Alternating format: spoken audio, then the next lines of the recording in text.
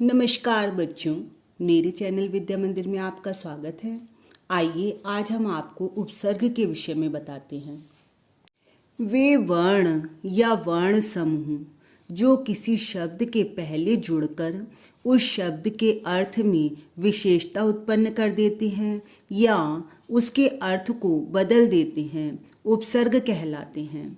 देखिए, जैसे यहाँ पर प्र प्लस आहार तो प्रहार, यहाँ पर हार शब्द था जिसके पहले प्र उपसर्ग लगाया गया और शब्द बना प्रहार। तो हार का अर्थ क्या होता है? गले में पहनने की माला।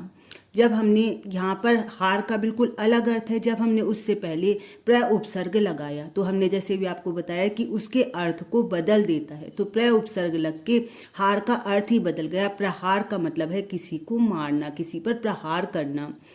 तो देखिए, उपसर्गों का प्रयोग स्वतंत्र रूप से नहीं होता है, वे किसी शब्द के पूर्व ही प्रयोग किए जाते हैं।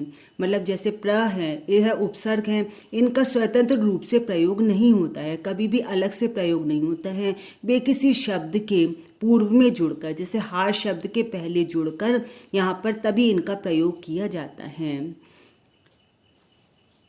उपसर्ग के योग से शब्द का अर्थ बलपूर्वक बदला जा सकता है। जैसे कि देखिए, हार शब्द है, हार के आगे हमने जितनी बार जो जो उपसर्ग लगाया उसके आधार पर वह शब्द का अर्थ ही बदल गया।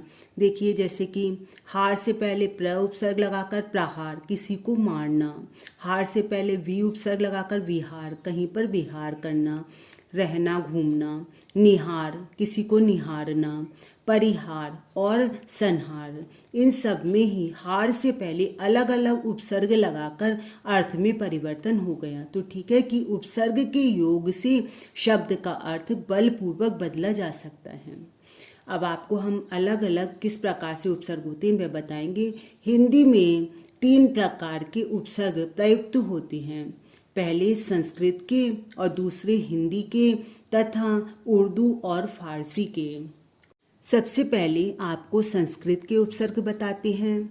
संस्कृत का पहला उपसर्ग देखिए, सबसे पहले हम आपको बताएंगे उपसर्ग कौन कौन से हैं, उन उपसर्गों के क्या क्या अर्थ हैं और अलग अलग शब्दों से पहले उन उपसर्गों को लगाकर बनाए हुए अन्य शब्द।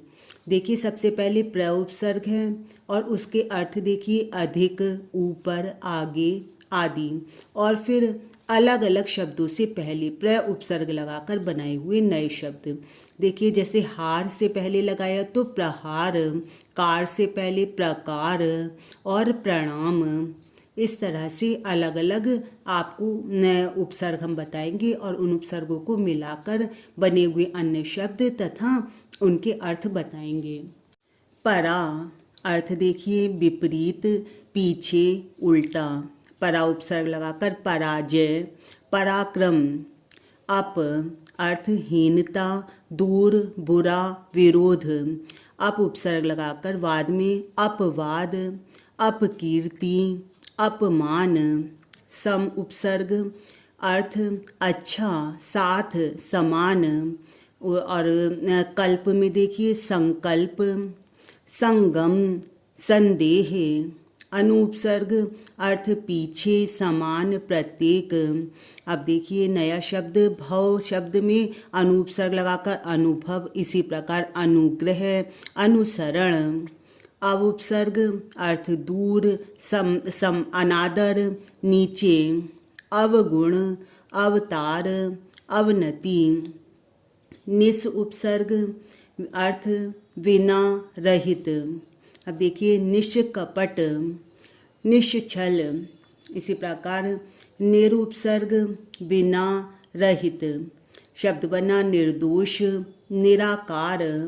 दुरुपसर्ग बुरा, दुष्ट। दुर्वचन, दुर्गंध, दुर्दिन। दुष्उपसर्ग बुरा, दुष्ट, दुष्कर, दुष्ट, दुस्साध्य।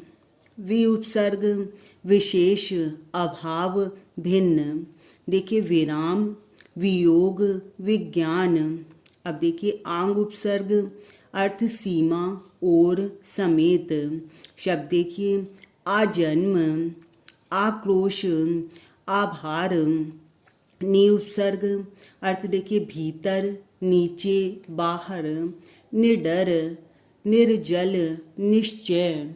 अधि उपसर्ग ऊपर, श्रेष्ठ, प्रधान। देखिए अधिपति, अधिकार। सह उपसर्ग अर्थ देखिए साथ। सहमति, सहपाठी, सहयोगी, सहकर्मी। अति उपसर्ग अधिक, ऊपर, बाहर। अतिरिक्त, अत्याचार, अतिक्रमण। सुउपसर्ग अच्छा, सहज, सुंदर। देखिए सुपुत्र, सुमार्ग, सुकर्म। उत उपसर्ग अधिक, ऊपर, ऊंचा। उत्कर्ष, उत्साह, उत्थान। अभि उपसर्ग निकट, ओर, अधिक। देखिए अभिलाषा, अभिप्राय, अभिमान। प्रति, एक एक, सामने, विरोध। प्रतिक्षण, प्रतिकूल, प्रतिदिन। परि उपसर्ग चारों ओर, साथ, आस पास। परिधान, परिचय, परिवार। उप उपसर्ग निकट, समान, छोटा। उपनाम, उपवन, उपकार, उपदेश। अब आप संस्कृत के उपसर्ग के बाद हिंदी के उपसर्ग देखिए पहले उपसर्ग, फिर उनके अर्थ और फिर उनके उदाहरण। आ उपसर्ग अभाव, निषेध। अपठित, अदृश्य, अहिंसा। अनुपसर्ग अभाव, निषेध। अनपढ़, अनमोल, अनायास। अध उपसर्ग आधा। अधमरा, अधजला, अधखिला। औ उपसर्ग निषेध रहित। अवगुण, अवघट। उपसर्ग एक कम, 29, 49, 59। कुउपसर्ग बुरा, हीन, कुपुत्र, कुदृष्टि, कुमार्ग, कुमति। नि उपसर्ग कमी, अभाव। निडर, निकम्मा, निहत्था। दु उपसर्ग कम, बुरा, दुबला, दुलारा, दुधारू। भर उपसर्ग पूर्ण, भरा, भरपूर, भरपेट, भरमार। बिन उपसर्ग अभाव, निषेध। बिन ब्याही, बिन देखा, बिन समझे। कम उपसर्ग न्यून, कमजोर, कम अकल, कम वक्त। स्व उपसर्ग अपना, निज, स्वदेश, स्वतंत्र, स्वजन। अब आप उर्दू और फारसी के उदाहरण देखिए। वही पहले उपसर्ग, फिर उनके अर्थ और फिर उदाहरण। अल उपसर्ग निश्चित, अलकायदा, अलबत्ता। खुश, अच्छा, खुशबू, खुशनसीब, खुशहाल। गैर अभाव, गैर मुल्क, गैर कानूनी, गैर हाजिर। ना उपसर्ग अभाव, कम, ना खुश, ना समझ, ना लायक। बे उपसर्ग रहित, बिना।